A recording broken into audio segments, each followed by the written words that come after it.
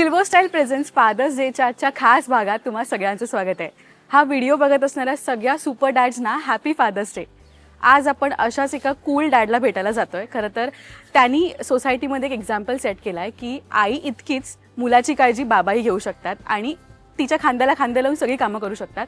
So आज आपण जातोय चिन्मय कुलकर्णी आणि वृंदासोबत त्यांचा प्ले टाईम कसा असतो हे बघायला आणि आपण त्यांचे व्लॉग्सही बघतो. थोडंसं त्यांच्या रुटीनमध्ये डोकावूया, जाऊया वृंदा आणि चिन्मय सोबत त्यांचा प्ले टाइम एन्जॉय करायला. या पण मुलीसाठी म्हणून मी एक बाप म्हणून एक थोडं काहीतरी आपण केलं पाहिजे. माझ्या मुलीसाठी पहिले मी काय सोडलं असेल तर डाएट सोडून टाकलं. खूप मोठा त्याग आहे. खूप त्याग केलाय मी आणि वजन मस्त वाढवलं, तिला गुबगुबीत कुशनिंग मिळालं, गरज नाही. आणि ती निघाली तर मला म्हणजे दाटून म्हणजे इतकं रडू आलं मला. वृंदा फादर डेचा इंटरव्ह्यू चाललाय, मध्ये मध्ये डिस्टर्ब करू नको तेच ना. तर मग याद राख, करते सॉरी. पण हा जो मिक्सर आहे तो दगाबाज रे, हाय दगाबाज रे. हे बघ, फादर्स डे आहे, आदर्श ठेव. पाठीशी उभा राहून शिकवतो सायकल चालवायला, 2 चाकांवरचा बॅलन्स शिकवतो साधायला, निर्णय घ्यायला, पुढे जायला, पाऊल टाकायला, उभं राहायला, धावायला सगळं शिकवतो बाप. अपेक्षा ठेवून 0. प्रत्येकाच्या आयुष्यात त्याचा बापच असतो सुपर हिरो, त्याचा बापच असतो सुपर हिरो.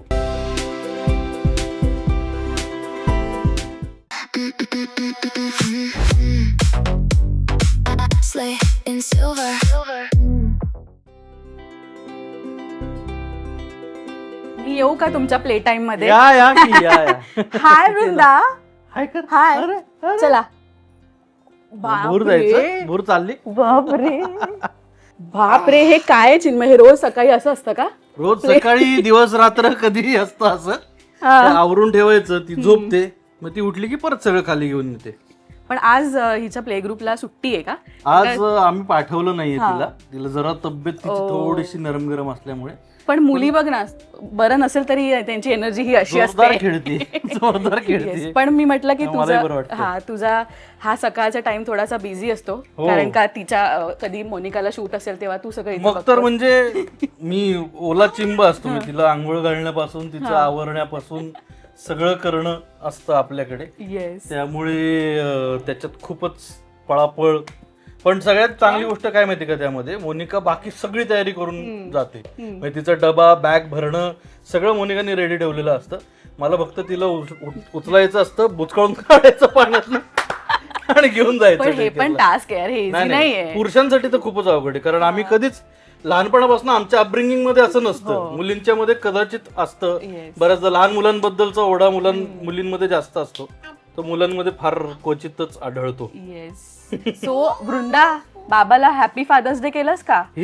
आज फादर्स डे आहे, कर बरं बाबाला happy fathers day. Happy fathers day.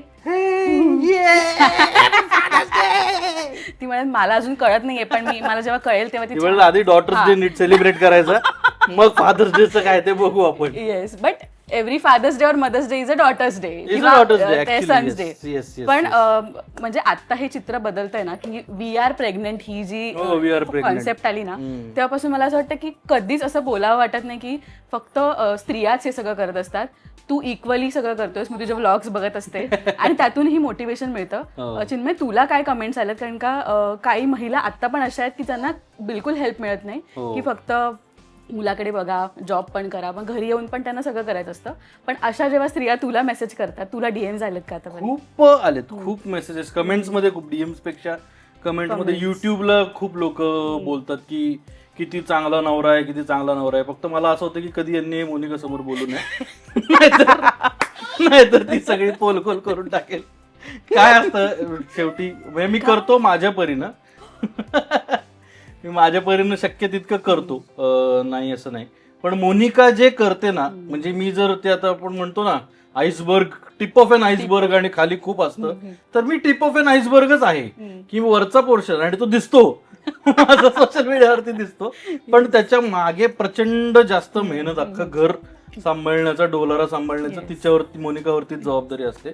आणि माझी मदत असते, नाही असं नाही म्हणजे, पण ते पुरुषांचं काम असतं तसंच माझंही काम आहे. मी असं काही जगा वेगळा कोणी नाहीये. मी बऱ्याचदा म्हणजे माझ्या बायोमध्ये पण लिहिलेलं आहे की इथे नाण्याची एकच बाजू बघायला मिळेल, बाकीचं विश्व दिसत नाही. पण ऑफकोर्स मला असं वाटतं की ही जबाबदारी फक्त बायकांची नाहीये. म्हणजे आता आमच्याकडे कामाला एकही बाई नाही, आमच्याकडे सगळी जबाबदारी आमच्या दोघांवरतीच आहे. आणि मी पण घरातली भरपूर कामं करतो. आणि म्हणजे मोनिकांनी मला सांगितलं ना की मी तिला नेहमी म्हणतो की तू मला एखादं काम सांगितलं तर होणार म्हणजे होणार, दर 3 महिन्यांनी आठवण करून द्यायची काही गरज नाहीये. तर ती म्हणते कॅमेऱ्याच्या मागून असे 6 3 ठीक आहे. आता हे तुमच्यातलं, मी मध्ये नाही पडणार. हा ते असंच असतं. येस. पण मोनिकाशी सुद्धा मदर्स डेला जेव्हा गप्पा रंगल्या होत्या तेव्हा ती म्हणाली होती मला मुलगीच हवी होती. तुला पण मुलगीच हवी होती. आणि म्हणजे डिलिव्हरीच्या दिवशी आम्ही नाव जे काही विचार केला होता ना, मुलांच्या नावाचा विचारच केला नव्हता अजिबातच. माहितीच नाही मुलांचं नाव ठेवायचं काय, काहीच कल्पना नव्हती. आणि आम्ही एकदा सिरियसली असे बसलो चर्चेला ना की आता नाही, आता आपल्याला ठरवलं पाहिजे, जर झाला मुलगा तर काय करणार, म्हणून ठरवलं पाहिजे. म्हणून मग आम्ही बसायचो.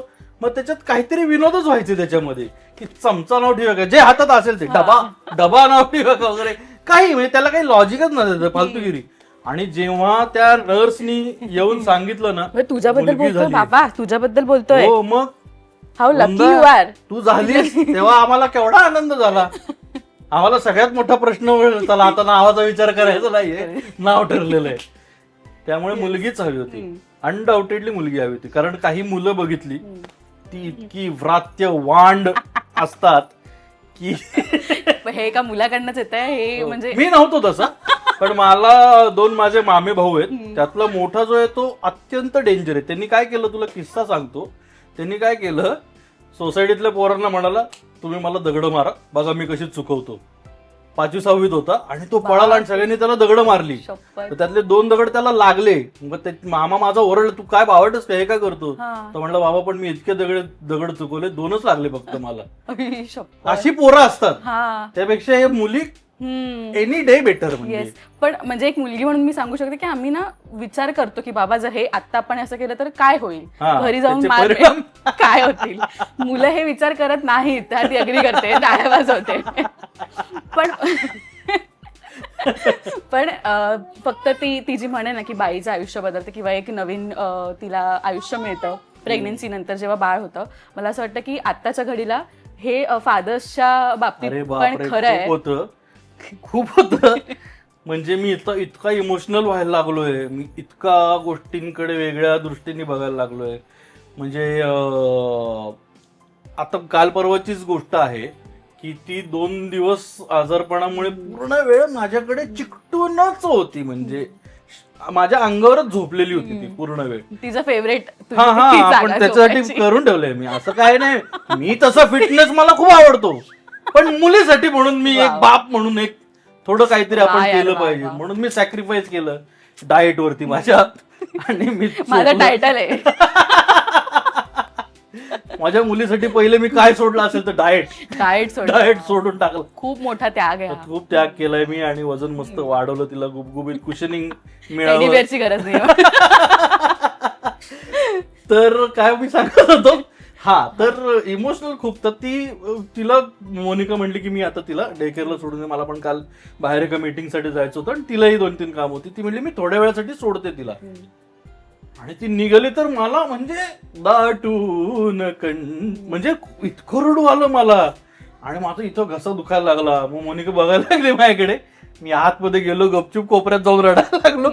थोड्या वेळाने मोनिका आली, मला फक्त एक ते ओव्हरकोट घ्यायचं तेवढं घेऊ दे, मग तुला काय रडायचं ते. असं खूप होतं. आणि वेगळंच फिलिंग आहे यार. म्हणजे मुलीचा बाप असणं, माझ्यातलं काय म्हणतात, माझ्यातलं मूल अजून संपलेलं नाहीये, पण तिच्या बरोबरीने मी पुन्हा एकदा काही गोष्टी जगून घेतोय. आणि असं खूप असतं ना आपल्या डोक्यात, खूप असतं ना की मी असं करीन तसं करीन. ते करण्याचा प्रयत्न करतो आपण, पण प्रत्येक वेळेला यशस्वी होतात असं काही नाहीये. आणि मी सुद्धा, माझ्या अनेक मित्र असे आहेत की तू म्हणजे इतरांच्या मुलांसोबत एवढ्या खोड्या केल्यात, इतके मस्ती करत, पण स्वतःची जेव्हा वेळ येते तेव्हा एकदम म्हणजे कायापालटच झालाय त्यांचा. म्हणजे अरे तू असा, सो हा बदल होतो ना. म्हणजे माझ्यात तसा फारसा बदल नाही झाला. माझं म्हणजे माझं काय म्हणतात बिफोर आफ्टर वजनातच जो काय फरक पडलाय तो पडतच राहतो, तो वाढतच राहतोय ते वजन. तसं बाकी मी नाही फारसा फरक पडलेला माझ्यात. काय मोनिकाच्यात पण फारसा नाही पडलेला फरक. म्हणजे आमच्या लाईफस्टाईल मध्ये आमचं राहणं, खाणं, पिणं, बाहेर जाणं, मजा मस्ती करणं, हे सगळं आम्ही करतो. ऑफकोर्स तिला सांभाळून करतो, तिच्या कलानी करतो. आणि तसं खूप म्हणजे मला वाटत नाही की खूप काही चेंज झालाय. पण एक आहे की अरे चेंज झालाय, कपड्यांमध्ये चेंज झालेला आहे. ये वृंदा ये इकडे ये बघ काय घातलंयस तू. पेपर ते तुम्ही ते असं केलंय का व्हायरल रील कोणाकडे येते बघूया? नाही अजून नाही केलं. पण काय वाटतं, कारण ती तिसरीकडे जाते. ती अशी येते इथपर्यंत, ये म्हणलं इथपर्यंत येते आणि युटर्न घेऊन निघून जाते. आणि तिला त्याची मजा येते. फॉर सम रिझन तिला ते फार आवडतं. करत येते करून युटर्न घेऊन कल्टी मारते. त्यामुळे आम्ही दोघंही फेल होऊ शकतो त्या टेस्ट मध्ये. मोनिका पण बोलली की ती जेव्हा झाली तेव्हा ती जराही माझ्यासारखी दिसत नाही, ती तुझ्यावर गेलीये. काय करणार, काय आता तिलाही कळलं कोणाचं काय घ्यायचं. ते एक कमेंट फार भारी होती, कोणीतरी युट्यूब वरती केली होती की Monica jeans didn't even try. मी जरा सुद्धा म्हणजे प्रयत्न पण नाही केले की आपलं काहीतरी टाकावं. पण आय होप मोनिकाचा स्पीड, तिच्या कामाची ऊर्जा हिच्यामध्ये असावी आणि दिसतीये ती तशी आता. आणि तुझा सेन्स ऑफ ह्युमर तिने घ्यावा, आवर्जून घ्यावा. फायद्याचा असेल तर घ्यावा, नुकसानीचा असेल तर नको. येस. पण चिन्मय मला सांग की काम आणि हे सगळं बॅलन्स करणं, जिथे आपण फक्त हे महिलांचंच काम आहे की कुठेतरी मुलाच्या मीटिंग्सला जायचंय, म्हणजे पेरेंट्स टीचर मीटिंग असतात किंवा ऍडमिशनला जायचंय, आता कुठेतरी हे दोन्ही वेनी होतं की आपल्या स्केड्यूलमध्ये आपल्या मुलाचा वेळ आपल्याला मॅनेज करायचा आहे, ना की ऑफिसवरनं आल्यावर ते सगळं आपल्याला करायचंय. तुझं हे कसं मॅनेजमेंट राहिलंय वृंदानंतर, आणि तुम्ही कसं एक तुमच्यामध्ये डिस्कशन असतं की आपण असं असं पेरेंटिंग करतोय? सी आता काय आहे ना, असं आम्ही काही खूप ऑर्गनाइज्ड माणसं नाही आहोत की असं प्लॅन करून करू, असं काही नाही. आम्ही खूप जसं येईल तसं सिच्युएशनला त्या वेळेला सोल्युशन्स शोधत पुढे जाऊया असं आहे. आता माझ्या नशिबानी म्हण किंवा काय म्हणता येईल माहित नाही, पण माझे जे शो चालू होते त्याला एक ब्रेक आला 3 महिन्याचा, ज्याच्यामध्ये तिचं डे केअर सुरू झालं. तोपर्यंत आमच्याकडे एक 12 तासासाठी मुलगी होती. तर त्यात सुद्धा मग मी लवकरच यायचो. मोनिकाचं शूट असायचं किंवा माझंही शूट असायचं किंवा मी ऑफिसला जायचो, तेव्हा मी ऑफिसला असायचो तेव्हा मी 7-7:30 पर्यंत घरी यायचो. आणि मग त्याच्यानंतर 3-4 तास 2 तास जोपर्यंत मोनिका येते तोपर्यंत ती माझ्याकडे असायची. जेव्हा पहिल्यांदा ही वेळ आली होती की आता मला हिला भरवायचंय, कारण मला सवय नव्हती तिला भरवायची, मी घामाघूम झालेलो, कारण माझा हात दुखायला लागला, कारण ती खाई ना. मी म्हणजे मला आणि बरं असं होतं की सारखं सारखं मोनिकाला फोन करून तिला पॅनिक करण्यात काही पॉईंट नाही, कारण ती तिकडे काहीच करू शकत नाही. पण मग कसं बस करून तिने खाल्लं आणि ती झोपली. पण हॅव्हिंग सेड दॅट, मॅनेज होतात गोष्टी, तुम्हाला त्या कराव्या लागतात. तुम्हाला 2 गोष्टी कॉम्प्रोमाइज कराव्याच लागतात आणि ते होतं. ते त्या मोमेंटला खूप कठीण वाटतं, पण ते नंतर पुढे जाऊन त्यात मागे वळून बघताना असं वाटतं की ठीक आहे, होऊन गेलं की ती वेळ आपण निभावून नेली आणि आपण नेऊ शकतो. म्हणजे मी निभावून नेऊ शकतो ना, तर कुणी नेऊ शकतं, कारण मी इतका म्हणजे आळशी आहे सगळ्या बाबतीमध्ये की म्हणजे ते म्हणतात ना, म्हणजे एकदा आई मला म्हणाली की अरे एवढा आळस करू नये, आळस झटकावा. आळस झटकून का नाही टाकत तू? म्हटलं आई अगं आळस झटकायचा कंटाळा येतो जाम. त्याच्यामुळे असं इतकं मी आळशी होतो. पण तिच्या येण्याने कदाचित मी थोडासा तिच्या पुरता तरी का होईना मी ऍक्टिव्ह झालोय की तिला तयार करणं, हे करणं. पण जीव निघतो. अर्थात व्लॉग्स बघूनच दमायला होतं की बापरे हे किती काय काय मॅनेज करायचंय. बट आहे त्याच्यामध्येही, म्हणजे एक मी कोट वाचला होता की काम आपण कसं करतो यावर डिपेंड आहे. ते हे केसाला लावायचं असतं ना, मी लावू तिला आता काय फॅशन आईच आहे ना, पण बांधून घे आधी, कुंकू लाव 14 मिनिट आधी केस बांध. अरे बापरे, वृंदा फादर्स डेचा इंटरव्ह्यू चाललाय, मध्ये मध्ये डिस्टर्ब करू नको. मी एक कोट वाचला की तुम्ही काम आपण तेच करतोय, पण आपण ते कंटाळा करत करतोय की एन्जॉय करत करतोय, हा पर्स्पेक्टिव्हचा फरक आहे. राईट. सो तो एक पर्स्पेक्टिव्ह मला असं वाटतं तुझ्या प्रत्येक व्लॉग मधनं येतो की काम सगळ्यांनाच आहेत, एन्जॉय करून करूया, मजा करत करायची. बरोबर आहे. पण म्हणजे बरोबर आहे, ते काम करताना मजा करतो आपण. पण मी तुला फ्रँकली सांगू का, कॅमेरा ऑन असेल तेव्हा स्माइलिंग फेस ठेवणं हे सोपं आहे. जेव्हा मी एक मोठा व्लॉग केला होता, मी एकदा मोनिकासाठी सरप्राईज रेसिपी म्हणून मेथीची भाजी करूया, आणि मेथीची भाजी परतून नाही, ती माझी आई करते तशी, आता बरेच जण करत असतील, पण ती रस्सा भाजी पण ज्याला म्हणतो, पातळ भाजी, मेथीची, शेंगदाणे आणि डाळ बिळ टाकून. आईने मला फोनवरती रेसिपी सांगताना असे सांगितलं, अरे काय मेथी पटकन ती शिजते, आणि मग काय ते शेंगदाणे वगैरे त्याच्यातच टाकायचे, डाळ वगैरे उकडून घ्यायची त्याच्यातच, आणि मग ते सगळ्या फोडणी द्यायची. आलं मला 2.5 तास लागले ती भाजी करायला. 2.5 तास. ती मेथी शिजेपर्यंत इम्पोर्टेड मेथी होती का काय माहिती, ती शिजतच नव्हती. अर्धा तास मी आपला शिजवतोय, पण आपल्याला कळत नाही ना, बायकांना कसं शिजली, कधी शिजली कधी तशीच दिसते ती. बरं, माझ्या माहितीनुसार काय आहे की परतून जेव्हा मेथी केली जाते तेव्हा ती श्रिंक होते, ती एवढ्याची एवढी होते.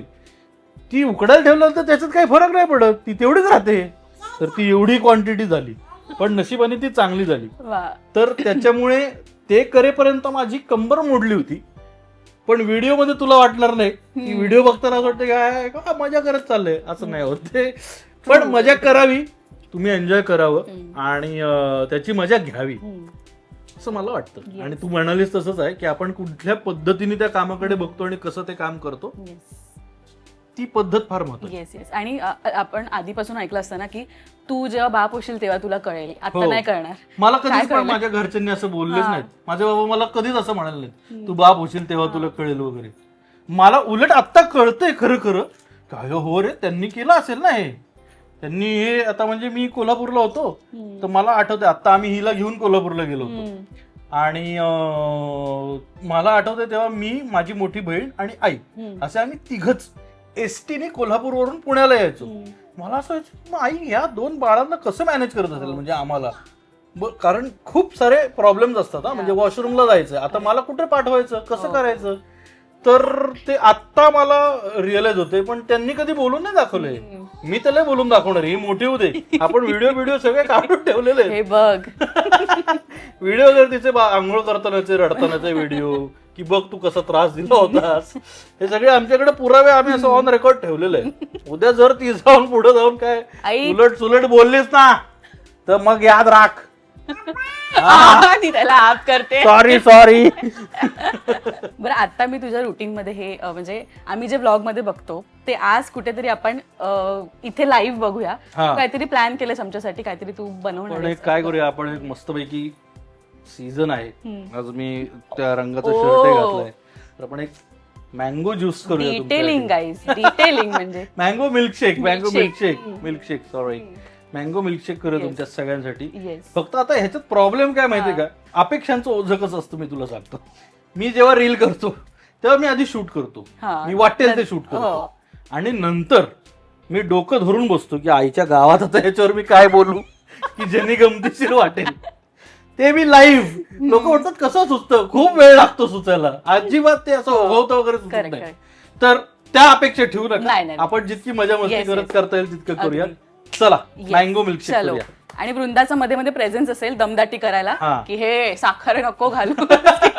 हे वृंदा, चल आपण काहीतरी बनवूया. चल वृंदा, चल.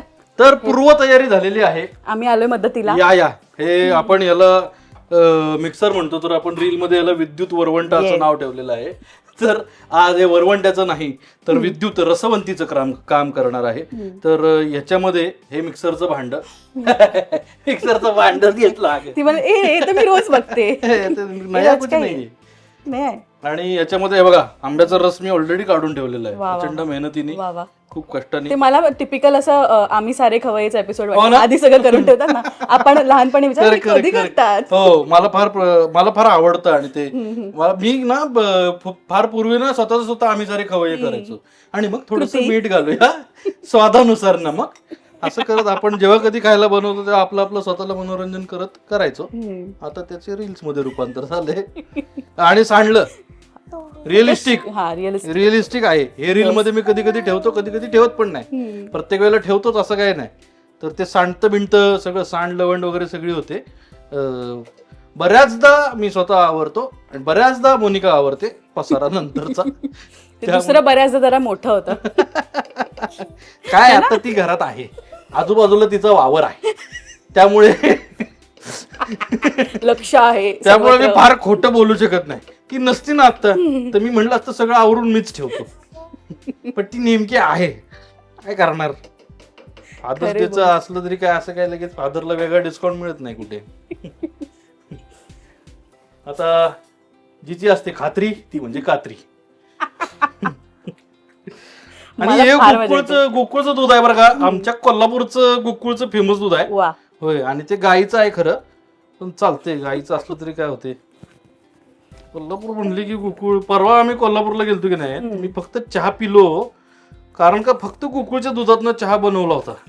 आता एवढा टूम म्हणून जेवलो होतो की नाही दुपारचा, तरी सुद्धा भूक नसताना पण चहा प्यायची काय गरज. गोकुळचं दूध दिसलं म्हणून प्यायला लागलोय खरं. अशी अवस्था आहे सगळी. तर ह्याच्यामध्ये असं दूध घालायचं, ते त्याच्या वेगाने पडत राहतं. हे तुम्ही एडिट करू शकता, फास्ट फॉरवर्ड करू शकता, आणि त्याच्यात बोलणं असं ऐकू येऊ शकतं. तर मी आता ते मी माझ्या खांद्यावर असं डोकं टाकलं आणि तुझा आवाज ऐकून शिकवलं. हे काय बनवतोय बाबा?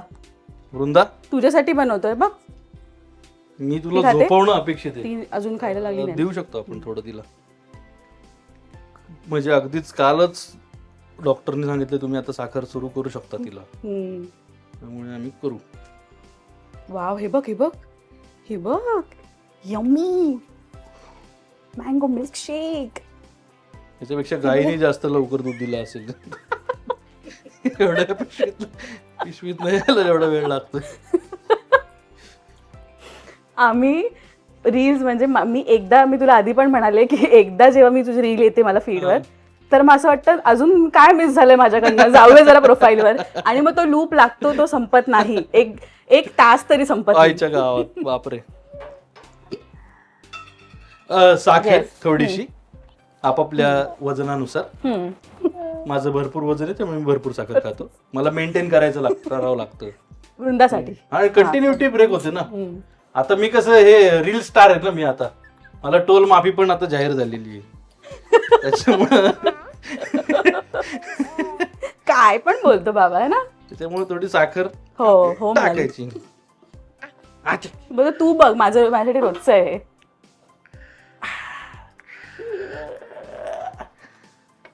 आता ह्याला टाईट मध्ये लावून घ्यायचं. आता कसं आहे माहितीये का गंमत, आता खरं पितळ उघडं पडेल. एवढी सगळी साफसफाई वगैरे तुम्ही येणार म्हणून आम्ही कालपासून करतोय. पण हा जो मिक्सर आहे तो दगाबाज रे हाय दगाबाज रे. त्याचं काय झालंय, काहीतरी लूज झालंय खाल्लं, तर ते फिरवलं की खाल्लं सगळं सांडतं. तर आता फादर्स डेच्या निमित्त साकडं घालूयात, गाराणं घालूया रो महाराजा. महाराजा. हे बघ फादर्स डे आहे, आदर्श ठेव. हे बघ आता ब्लेंड म्हणलं तर ब्लेंड होत नाही. तर हे तर खेळत बसायचं.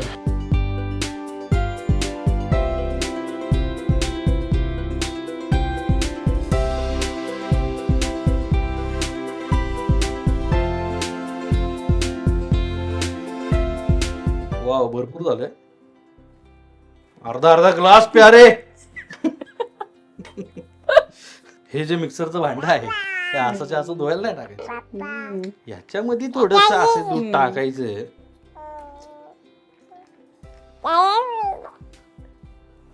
झाकण लावायचं. ते गाढवाचं लग्न मधला डायलॉग आहे ना, ह्यालाच परपंच म्हणतात. ह्यालाच परपंच म्हणतात. आणि आता गादा गादा गादा गादा हलवायचं. काहीच वेस्ट करायचं नाही, छे. कारण का आंब्याला आता सोन्याचा भाव आलाय. हो, आणि निगुतीनं संसार करणं हे प्रत्येक वडिलांचं कामच आहे. वा वा वा. मॉरल म्हणजे मॉरल जाऊ दे, आईने बघितलं तर आई मॉरल मला.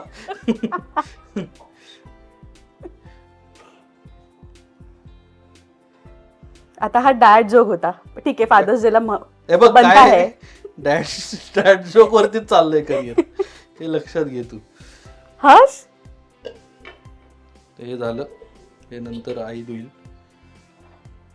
आणि आता वरनं थोडंसं गार्निशिंग साठी आपण आंबा टाकूया. वा वा वा, काय मस्त दिसतंय ते. आणि अशा पद्धतीनं काहीतरी बोलते वृंदा. हो ग बंधू, ती म्हणते आज तू मला खांद्यावर न घेता का करतोयस रेसिपी, अशाने व्ह्यूज कसे मिळणार तुला.